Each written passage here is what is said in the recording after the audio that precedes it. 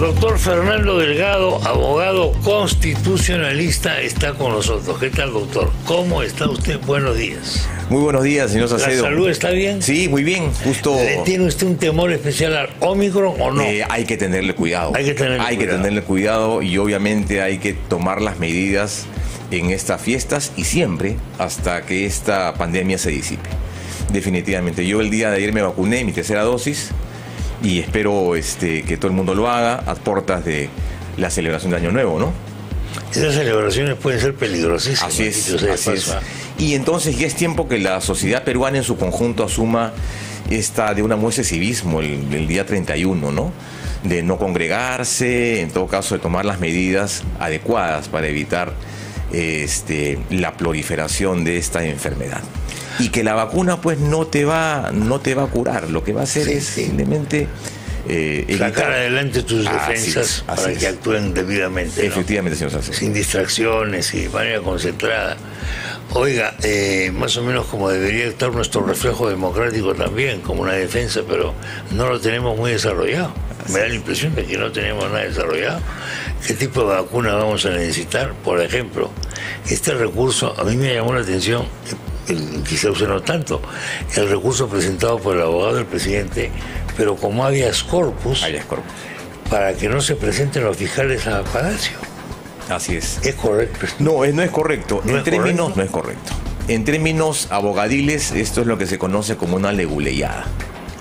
La demanda presentada, la verdad, carece de una serie, digamos, de fundamentos y consideraciones desde el punto de vista no solamente constitucional, sino también desde el punto de vista legal. Porque utilizar el habeas corpus con una sola finalidad, el hecho de que el juez constitucional ordene de que se abstengan a hacer este tipo de actuaciones regulares, como son el allanamiento, con la finalidad del acopio de pruebas, con la finalidad de construir un caso y que luego de ello proceda a la investigación. Lo que se pretende en este proceso es que efectivamente se coacte o se cercene una labor del Ministerio Público en un proceso que está en investigación y que no involucra al señor Castillo. Número uno. Número dos, las razones que se han explicitado en la demanda de habeas corpus no tiene, a mi modo de ver, mayor fundamento, porque son básicamente dos. El hecho que la fiscal Córdoba, que es la encargada del caso y designada para llevar a cabo esta investigación, ha puesto en evidencia en redes sociales una expresión de un sentimiento particular, una expresión de un momento, y que esto podría considerarse como una conducta evidentemente perturbatoria, pero de ninguna manera y bajo ninguna circunstancia un motivo en virtud del cual podamos, digamos, deslegitimar la función de la fiscal en el conocimiento. Presenten un recurso de otro tipo, pero de habeas corpus no me parece muy... No es correcto porque en principio no se afecta la libertad individual, no hay afectación del debido proceso, y además la norma procesal penal establece que se debe cuestionar el allanamiento una vez ejecutado. Sí, pues, ¿no? Y por un cauce distinto, ¿no? Por un cauce distinto y además argumentando cosas que no tienen sentido, como por ejemplo el hecho de que el allanamiento, señor Salcedo, no es entrar a un domicilio y romper las puertas. Claro, el allanamiento es constituirse, levantar actas, procedimiento regular. El allanamiento es que si usted me toca el timbre, así es, y no usted está autorizado, yo le abro la puerta para que pase. Así es, efectivamente. Ahora, si usted te toca el timbre y no tiene autorización legalmente hablando, no, gracias. Entro al deserraje. Entro al deserraje al allanamiento, la custodia, pero lo que han ido a solicitar ha sido el registro de visitas, los documentos, y entonces este recurso no solamente es improcedente porque el derecho no existe, sino también infundado porque la demanda es abiertamente fútil, sin sentido. Por ejemplo, ¿cuándo procede el habeas corpus? Yo, por ejemplo, presento un habeas corpus si usted tiene un poder sobre mí que está amenazando un derecho mío. Así es. Que lo siento en inminente peligro. Así ¿verdad? Si soy detenido indebidamente. La palabra habeas corpus significa... Tráeme el cuerpo. Exactamente. Tráeme el cuerpo. ¿Y en qué otros casos puede funcionar? Pero... Vea usted, de acuerdo al Código Procesal Constitucional, el habeas corpus ahora lo que protege básicamente son dos derechos. Libertad de tránsito e integridad física. Es decir, la capacidad locomotora. Pero lo importante es el otro desarrollo de los derechos conexos a estas dos libertades. Y dentro de estas, digamos, las más recurridas, por ejemplo, es el hecho, por ejemplo, de las múltiples ampliaciones que ha tenido en la actualidad del Código, es, por ejemplo, el habeas corpus frente a requerir o, en todo caso, privar a un ciudadano del DNI, por ejemplo, el hacer seguimiento, hacer reglajes, por ejemplo, el hacer las llamadas levas forzadas, el reclutamiento forzoso, por ejemplo, la desaparición forzada. Y una nueva modalidad que es el habeas corpus contra las resoluciones judiciales que afecta el debido proceso en sede penal. ¿De acuerdo? Es decir, es un capítulo amplio de derechos, pero que ciertamente por esta naturaleza de ser un recurso rápido, expeditivo, ágil y eficaz, entonces lamentablemente está siendo mal usado. El Código Procesal lo que establece es que una vez presentada la demanda tiene que admitirse sin más trámite y básicamente correr el traslado a las partes para el informe oral correspondiente. ¿Por qué se asume que el allanamiento a un lugar público, un lugar estatal, un local público para el Palacio de Gobierno, no es una casa privada, esto puede constituir una amenaza a los derechos del presidente? En absoluto. ¿Cuál es el nexo? Claro, es que no hay ningún nexo de lo que se advierte en el texto de la demanda. Lo que se dice es que los fiscales ya de alguna manera han adelantado opinión y esto perturbaría la labor independiente e imparcial del fiscal por haber hecho algunos comentarios en redes sociales. Número uno. Y número dos, que efectivamente ha habido una errónea interpretación de las actuaciones de los fiscales, ¿no? Y que en todo caso el señor Castillo no es el investigado. La investigación tiene por finalidad efectivamente el acopio de las pruebas, ¿no? Que tienen que ver con una serie de indicios para que estos indicios posteriormente se conviertan en cargos y que el juez decida. O sea, al Ministerio Público no se le puede privar en absoluto su labor de investigar. La labor que tiene, de acuerdo a la carta, al texto de la Constitución, de investigar, de acopiar las pruebas y principalmente de acusar. ¿Qué plazo tiene el juez para resolver esto? El plazo, según tengo entendido, son 5 días. 5 días. 5 días. ¿Qué ocurre si el juez le da la razón a este caballero?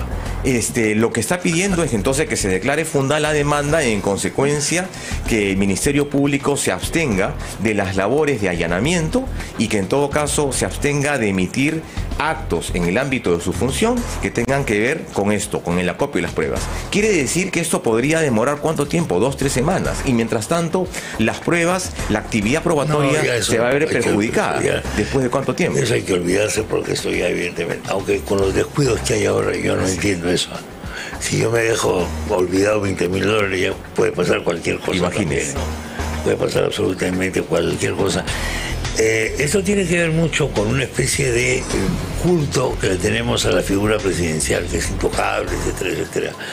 Porque ¿somos un régimen presidencialista o no somos un régimen presidencialista? Somos un régimen híbrido, diría. Híbrido, en la medida que este llamado equilibrio del check-in balance, ¿no? Sí. Pues un sistema parlamentario, es un sistema presidencialista, es un sistema híbrido. Yo diría que en el Perú es un sistema híbrido, en el cual obviamente los mecanismos de controles orgánicos e intraorgánicos están presentes en la Constitución. Lo que pasa es que ha habido un uso abusivo y un uso arbitrario de esas facultades en el hecho no solamente del cierre del Congreso por parte del Ejecutivo, sino también por parte del Legislativo, esta facultad también de vacar al presidente de la República. Yo diría que en esa dinámica que se presenta, podríamos decir que somos un sistema híbrido, ¿no? Y esto es el modelo básicamente de la Carta del 93. Sí, pues, ¿cuánto le puede preocupar la imagen pública al presidente y a su abogado? Porque es obvio que si está presentando un recurso de habeas corpus, eso no va a ser bien visto pues por la opinión pública. Eso se ve como un pretexto simplemente para que no entren los fiscales. Entonces lo que la gente se pregunta, ¿qué estarán escondiendo ahí? Que no lo pueden sacar. Así es, lo que se busca por la puerta.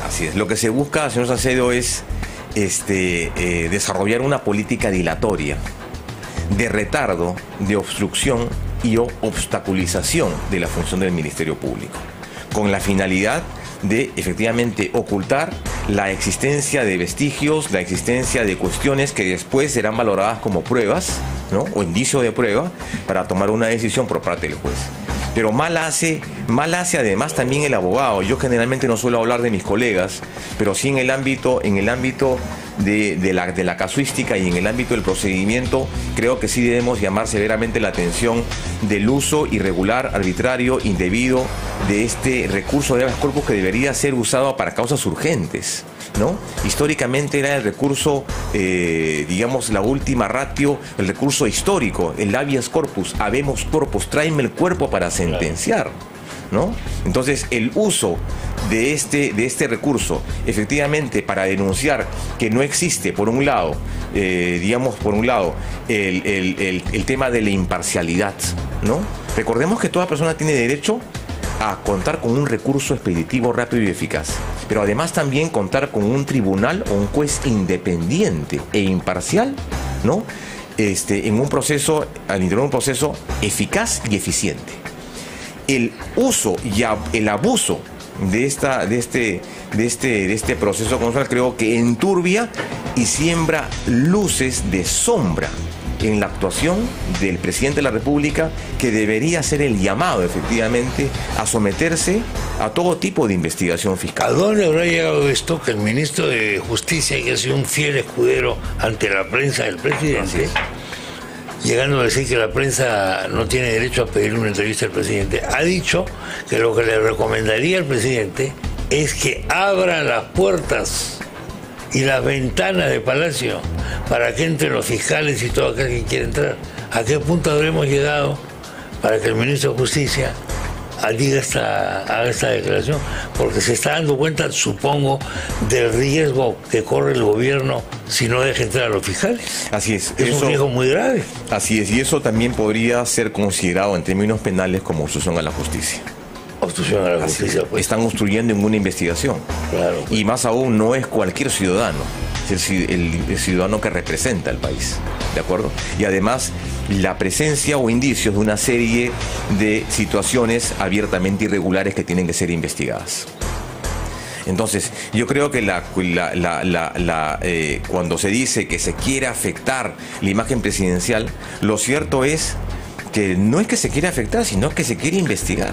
Aparte, publicitariamente, mediáticamente, está muy afectada la imagen presidencial. Totalmente deteriorada, y aparte aportaría luces a una suerte de presencia de figuras que podrían presentarse, como el tema de la vacancia, el tema del antejuicio político, la figura del levantamiento de la inmunidad parlamentaria, una serie de mecanismos legales que ya hemos sido testigos los últimos años. Y eso a 5 meses de su gestión, sí, pues, resulta siendo lamentable que tengamos que estar siendo testigos de manera permanente de este tipo de inconductas por parte del presidente de la República. Quizás haya llamado la atención la declaración que ha hecho en una entrevista, es decir, Marilena Ledesma, expresidenta del Tribunal Constitucional, diciendo que el presidente Castillo está perdiendo legitimidad. Claro, la legitimidad es un tema que es difícil de medir, porque no está hablando de ilegalidad, de la ilegitimidad, pero sí da la impresión de que tiene razón en el sentido de que se está cayendo la imagen presidencial aceleradamente. Claro, así es. ¿Hasta dónde podemos llegar con esto? ¿Hasta dónde podemos llegar a una crisis? Bueno, ya estamos en una crisis política permanente, ¿no? Estos últimos meses, desde el 28 de julio, hemos estado en una crisis política permanente, aunada a una crisis económica y aunada también a una crisis sanitaria. Entonces, no sé si estaremos tocando fondo, señor Salcedo, pero es sumamente preocupante que el propio gobierno, con sus errores, ciertamente no necesita oposición, porque la oposición del gobierno es el mismo gobierno. Sí, yo pienso que sí estamos tocando fondo, o sea, que esto ya me parece lo último, o sea, que hayamos llegado a una situación en la que estén pidiendo allanar Palacio de Gobierno. Así es. ¿Cuántos otros casos ha habido de allanamiento en Palacio de Gobierno, señor? Que yo recuerdo. No digo entrar fiscales para investigarme, no. El concepto de allanamiento, el concepto jurídico de allanamiento, yo no recuerdo. Yo tampoco recuerdo. Yo sinceramente no recuerdo. Yo tampoco recuerdo. Que la figura presidencial, y aparte que la protección de la casa de gobierno, que debería ser la representación tangible de lo que significa la probidad, ¿no? Que significa la casa de Pizarro, señor Salcedo, que se vea manchada, que se vea también en entredicho, que ha sido el lugar en donde sus temporales huéspedes estén prestándose a este tipo de irregularidades. O en todo caso, que deja, como repito nuevamente, mucha sombra sobre su... Claro, y la gente después tiende a pensar mal por la experiencia, ¿no? O sea, cualquier cosa que se diga ahora es verosímil. Así es. No sé si será verdad o no, pero es absolutamente verosímil. Y esto es algo absolutamente incontrolable, ¿no? No sé qué. ¿Usted tiene alguna esperanza, saliéndonos un poco de la parte jurídica y entrando más bien a la parte psiquiátrica, ¿usted tiene alguna esperanza que el presidente cambie su conducta? ¿Le gustaría que cambie su conducta? Supuesto, ¿Le gustaría que cambie su conducta?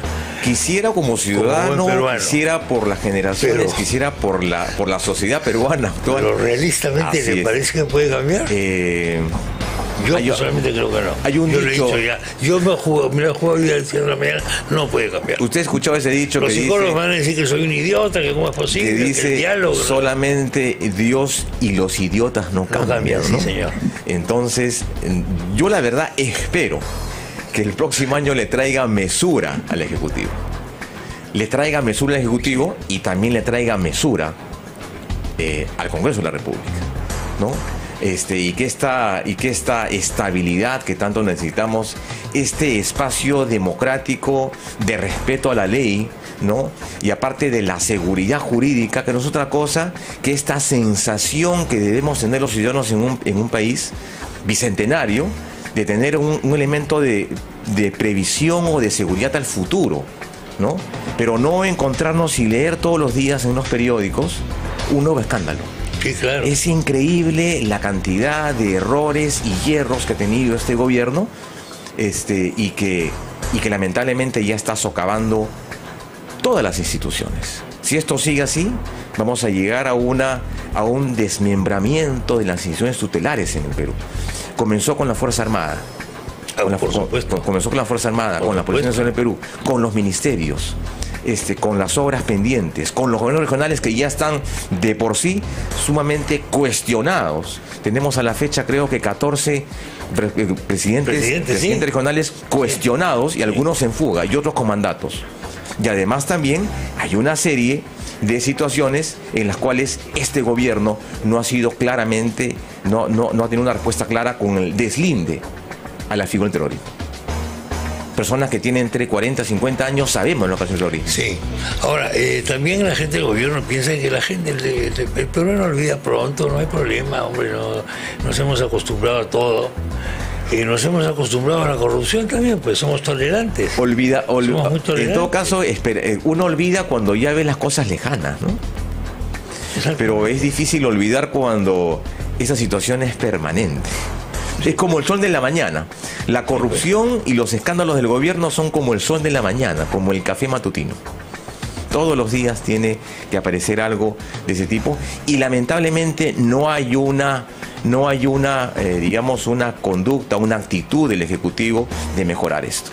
Lo que vi el otro día, por ejemplo, con la prensa, que invitó a varios prominentes periodistas para tener una reunión en privado. Sí. Totalmente, me parece que es una conducta que no solamente va en contra del código de ética de los periodistas. Los periodistas deben ser siempre incómodos, deben ser siempre, digamos, contrarios a estas posiciones o estos té de tía, si se puede llamar, en los cuales van a conversar.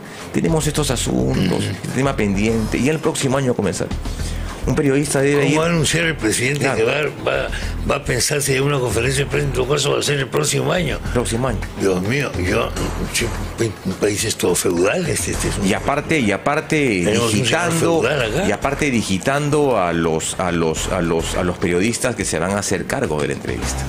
Hay una cosa que dijo uno de ellos al declarar a la prensa: el presidente le había dicho que no era ni marxista, ni leninista, ni marateguista, ni nada. Yo me pregunto, ¿ha leído el plan de gobierno de Perú Libre? Totalmente. Yo creo que no, ¿eh? Me tengo la impresión de que no. Porque él ha ido bajo el ticket de Perú Libre, lo siento, hermano. Tu camiseta es esa. Esto. Pero además también lo que le ha dicho a los periodistas, ¿no? Que que de alguna manera se había visto sorprendido y desbordado por el plan y que él no compartía las líneas de ese plan de gobierno. Entonces, ¿a título de qué, señor? ¿Ha sido usted candidato por ese partido? Le da lo mismo ser candidato de Perú Libre que jugar por el Sport Boys, más o menos. Está a ese nivel este caballero. Eso para mí me desconcierta. Señor Salcedo, con el respeto a Sport Boys, con el respeto. No, por supuesto. No quiero mezclar al Boys en esto de ninguna manera, ¿no? Ojalá no lo contrate como jugador. No, espero que no. Que es un instante más. Bueno, gracias. Tenemos que ir a...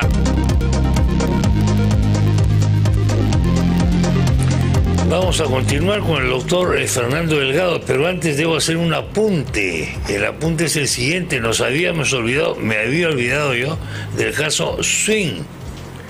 No sé si técnicamente constituye un allanamiento, pero me parece que sí. ¿Por qué? Porque ha llegado el fiscal o la fiscal y se ha llevado computadoras, etcétera, etcétera. Si no se hubiese producido eso, si no se hubiese producido ese acto, entonces la cantidad de nombres, de citas, calendarios, etcétera, que han ido apareciendo y que obran el caso no está cerrado, por supuesto, obviamente, y que obran en la Fiscalía y el Ministerio Público no se hubieran podido conseguir bajo ningún concepto. Doctor Fernando Delgado, me había olvidado de eso, pero sí, es algo similar lo que tendría que pasar ahora, ¿no? Es algo similar. Lo que pasa es que para que un fiscal se apersone a, en todo caso, un domicilio, una entidad pública, por lo menos hay dos niveles, ¿no? Uno que es la figura de la prevención, tomar conocimiento in situ, de recabar y custodiar o inmovilizar la prueba, y la otra figura es que debe haber por lo menos una orden del juez preparatorio, se llama, para que efectivamente proceden este tipo de casos. Pero la sola presencia de un fiscal, en una entidad pública, en un domicilio, está debidamente legitimada. O sea, ahí no podemos hablar bajo ningún supuesto de una actitud arbitraria, porque está actuando en el cumplimiento de su deber. Se han quejado, y se ha quejado el abogado del presidente, de que el primer fiscal, a ese que le negaron el ingreso por orden del presidente, claro. Lo más grave de todo esto es que hay un acta. Sí, así es. En el acta está el fiscal, por supuesto, pero además el representante del presidente también. El asesor jurídico, Salas, el doctor Salas, diciendo que por orden del presidente no se permite tal cosa. Eso es todavía más grave, ¿no? Eso sí me parece una expresión de la justicia de pleno. Eso todavía es más grave, porque recordemos que la investigación, repito, no ha sido dirigida contra Pedro Castillo. O sea, todavía no hay una investigación oficial a nombre de él. Lo que está haciendo la Fiscalía es recabar pruebas, acopiar la información para luego de ello y posteriormente construir un caso y tomar las medidas correspondientes y dictar los apremios correspondientes. Es decir, esta labor de individualización y la determinación de responsabilidades sobre la existencia de indicios. Y eso va a tener que reconocer un juez. Pero quiero pensar nuevamente. Aquí lo que se trata no es de una actuación irregular ni desproporcionada del Ministerio Público. Todo lo contrario, ha habido el abocamiento correcto. Algunos dirán, sí, pues ha sido después de 2-3 días, ¿no? Pero en todo caso ha habido una medida, no sé si inmediata, pero 2 o 3 días, de alguna manera se ha podido, digamos, perder el tema de la inmediatez en la investigación. Pero considero que la actuación de los fiscales, en el caso en concreto del Palacio de Gobierno, a mi modo de ver, no ha tenido ningún viso ni de irregularidad, ni mucho menos de ilegalidad. ¿Por qué yo, fiscal, si tengo la autorización retributiva, me puedo llevar la computadora? Porque el teléfono celular o lo que sea. Claro, porque es parte la determinación de la cuestión del acervo probatorio. ¿De acuerdo? Y eso tiene que ser entonces no solamente lacrado, tiene que ser inventariado, o sea, una relación muy detallada con una acta fiscal y en presencia ciertamente del abogado o ciertamente en presencia de la persona. Obviamente. ¿De acuerdo? Obviamente. Ahora, hay algunas diferencias, pues, porque no podemos decir allanamiento y deserraje, que son cosas distintas, ¿no? Sí. Deserraje es yo tengo que usar la fuerza pública con la participación de la policía para entrar. Acá lo que se está argumentando es que se quiere hacer un deserraje a Palacio de Gobierno. Sí. Y no es así, es decir, no vamos a destruir las puertas, no vamos a destruir las mamparas, no vamos a destruir los ambientes, ni mucho menos el mobiliario del Palacio de Gobierno. ¿Por qué? Porque se trata de una función regular en el ejercicio en el marco de una investigación que tiene que esté dando ahora en el Palacio de Gobierno. Lo mismo que ocurrió en Petroperú.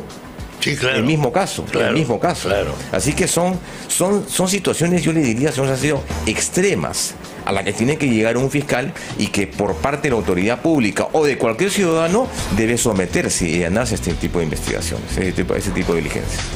Bueno, sí, en esto yo pienso que la verdad el camino está clarísimo. Este habeas corpus tiene una función de dilación como dilatar, entorpecer y principalmente distraer la atención hasta que eso se resuelva, y en todo caso difícil que eso se resuelva. En todo caso podríamos hablar de admisión, claro, pero de un pronunciamiento a favor, la verdad no le veo ni pies ni cabeza. Ni pies ni cabeza. Muy difícil. Ahora, están diciendo que la matriz de estos recursos para impedir el paso de los fiscales es que están buscando la vacancia, El tema se ha vuelto a poner en el vocabulario popular y de la prensa y de todo, justamente porque Castillo no permite que se acceda a sus búnker. Claro, pero más grave que esto, señor Salcedo, es que el propio abogado, según lo que está en la fuente del Comercio, la finalidad de la actuación fiscal es cesar, es vacar al presidente Castillo. Sí. Y no tiene ese argumento totalmente deleznable, totalmente, diría, absurdo. Estamos hablando de una investigación fiscal que debe, obviamente, seguir su curso. Ahora, si hay algo que caracteriza a este gobierno, la poca transparencia. La poca transparencia, la poca apertura que ha tenido con respecto a los medios de prensa, en general con respecto al manejo de la información. Acá ha habido un encapsulamiento desautorizado y absurdo de la información, y todavía está pendiente la información de esta famosa casa de Breña, para que dé cuenta a la opinión pública. Jamás vamos a conocer la lista. Así es. Y eso que el gobierno se comprometió. De los invitados. Se comprometió, y lo más gracioso e inexplicable es que la primera ministra dijo el otro día, le escuché, que estamos reuniéndonos para acordarnos quiénes han venido a la reunión. O sea, hasta ese nivel de informalidad, ¿no? De informalidad. O sea, cada uno se va a reunir y va a decir, yo me acuerdo que ha venido otra persona. Un recurso evidentemente infantil, ¿no? Para totalmente tiempo, absurdo, desdeñable, poco serio el hecho de tener esta oficina paralela, ¿no?, al Palacio de Gobierno, cuando ya sabemos que por cuestión de transparencia y un elemento inicial cuando una persona asume, digamos, el cargo público, es que efectivamente deben existir los registros de las personas que entran, a quién va dirigido, cuánto tiempo y el motivo de la visita. ¿Qué tiene que estar pasando en el seno del gobierno? Esto es una conjetura, una especulación la que le pido. Para que la doctora Mirta Vázquez, después de que dijo que en 24 horas el presidente entregaba la lista, haya ido cambiando de versiones hasta llegar a la triste realidad de que no ha entregado la lista y no va a entregar la lista. ¿Qué tiene que estarle pasando a esta dama para que, a pesar de todo eso, siga sentada en el cargo? Cada vez más callada, además, con mayor mutismo, contagiada por el mutismo presidencial. ¿Por qué? Es que no hay registro, pues, señor Salcedo.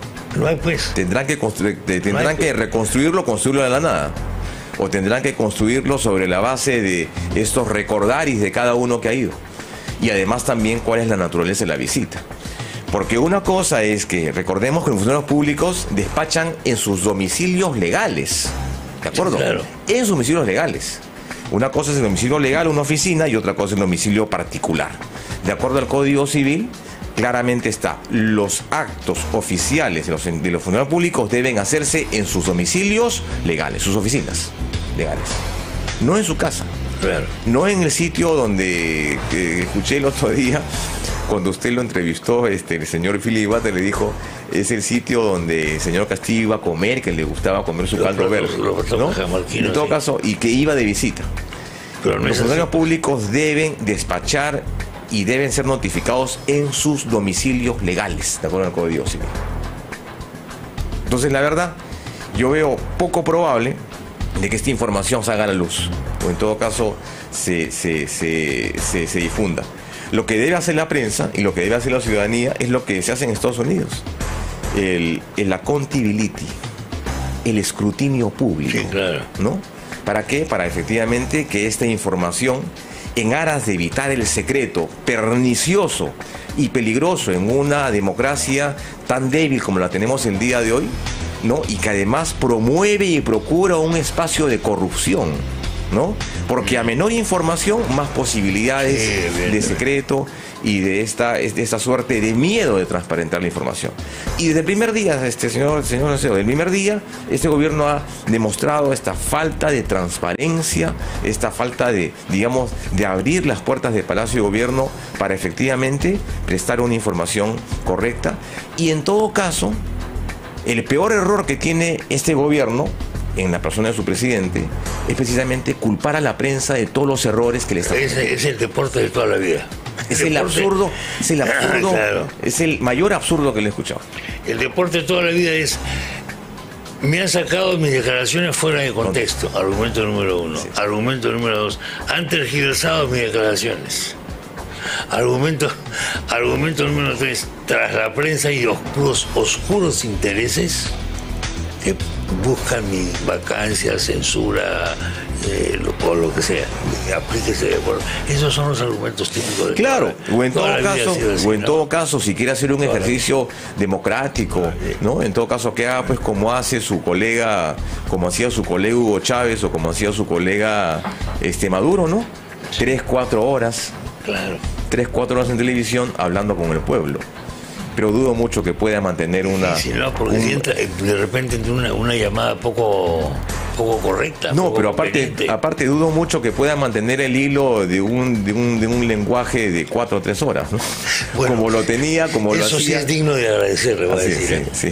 Como lo hacía, por ejemplo, Fidel Castro, que era un excelente orador, ¿no? Sí, era un orador extraordinario, podría hablar 5 o 6 horas. Chávez lo hacía todos los días. Bueno, Vizcarra lo ha hecho todos los días también. Chávez lo hacía todos los días. Acá tenemos émulos ya de bajo nivel, digamos, en cuanto a su nivel verbal. No, pero usted se acordará, por ejemplo, que Castro tenía pues discursos de orador extraordinario. Los discursos duraban horas y horas y horas. Al final ya la verdad que la gente estaba cansada, debo decir. Así es. Debo decir que la gente estaba bastante cansada. O en todo caso, contaré una anécdota en una conferencia de prensa. O en todo caso que propicien, por ejemplo, pues esas, no sé si usted se acordará, señor Salcedo, que propicien esas conferencias de prensa a la hora del almuerzo, como hacía el presidente Vizcarra, ¿no? Sí. Con todos sus ministros informando acerca del COVID. Con preguntas por sorteo. Así es, ¿no? Pero además también utilizaban al mediodía para decir, bueno, vamos a hacer esto, hay tanta cantidad de muertes, y tenía un diálogo, pero digamos informativo, pero la verdad bastante lúgubre, ¿no? Sí, todos los días era la misma información a las 12 el día antes del almuerzo. O sea, la gente esperaba... Inicialmente hubo gente que consideraba que eso era muy benéfico para nuestra salud mental. Claro. O consideraba un bálsamo para nuestra mente alfigurada, ¿no? Después ya llegamos a la conclusión de que era insoportable. Así es. En todo caso, bueno, que se reúna. Alan García, por ejemplo, tuvo esta interesante iniciativa, por ejemplo, de convocar a la prensa internacional. Sí. Un día a la semana. Sí. Un día a la semana. Sí. Sería una buena política, un buen gesto del señor Castillo, digamos, esa muestra de apertura, ¿no? Sí. Convocar un día a la semana con la prensa internacional para debatir estos temas. Sin embargo, yo quisiera ser crédulo y darle el beneficio de la duda. En todo caso, si él no tiene pues las habilidades comunicativas, que es obvio que no las tiene, su primer ministro, que es el responsable del desarrollo finalmente, de la labor del ministerio. Contraten un vocero. Claro, así es, un vocero, que en todo caso sea el primer ministro quien dé cuenta de esta información. Pero no pues tener un presidente totalmente ausente. Hay una orfandad de poder el día de hoy sumamente preocupante, señor Salcedo, y eso ya viene hace 5 meses. Y todavía nos falta 4 años y medio. Sí, claro, es lo que yo comentaba temprano. ¿Cuándo cree que debe resolver el recurso el juez de habeas corpus? Digamos, el recurso lo debería estar resolviendo en 5 días. Ok.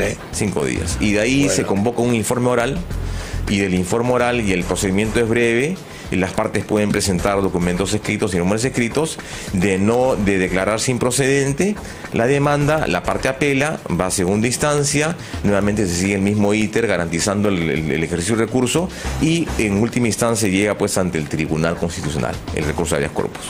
Pero esperemos que se quede ahí, porque no tiene mayor ni fundamento ni sustento.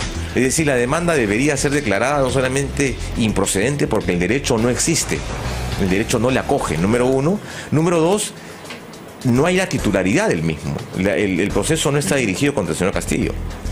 Y número 3, infundada porque definitivamente no hay sustento, es un argumento fútil, sin sentido, y aparte totalmente tergiversado el hecho de una expresión que dio la fiscal como una situación, como una muestra de una situación de carácter personal, vinculado al tema político. Entonces, bajo esa perspectiva, toda persona que de alguna manera, y seguramente usted lo ha hecho, comparte un meme o comparte un comentario que no es de su autoría, podría estar entonces totalmente excluido. No, nadie tiene derecho a decir nada. Claro, en absoluto. Ni a hacer nada. En absoluto. Son las redes sociales y es el punto de vista. Lo que no podemos permitir es que efectivamente la fiscalía tenga una orientación política. Es una cosa distinta. Sí. Pero digamos, desde descartar la función de la fiscal. Pero hay una cierta tradición de que la tiene, ¿no? Con todo gobierno de turno. Así es. Ese es el problema. Doctor Fernando Delgado, gracias por la visita, muy amable. Muy agradecido a ustedes, tardes, y muy buenos días. Muchas gracias. Un feliz año.